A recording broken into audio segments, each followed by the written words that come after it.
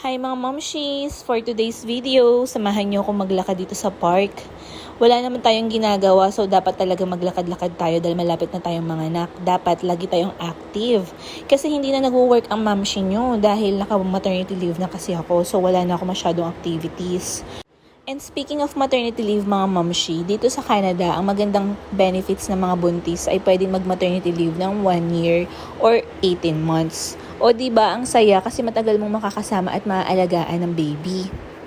At meron ka ding time for yourself to recover after mo manganak.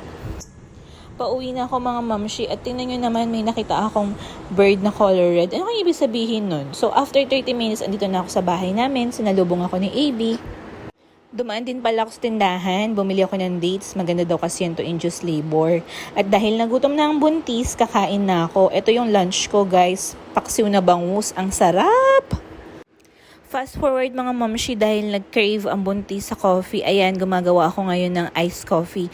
Alam nyo ba mga momshi, okay lang naman magkape ang mga buntis. Basta wag lang lalagpas sa 240 ml. Sabi nga nila basta wag lalagpas ng 5 cups a day, o diba? Ito nga palang ginamit kong coffee mga mamshi ay decaf at kalahati lang ng baso na yan ang ginamit ko. Syempre maingat pa din ang lola nyo kasi kahit konti may caffeine pa din naman yan. Pero okay lang yun para lang masatisfied ang cravings ng buntis. So yun lang, okay, thanks, bye!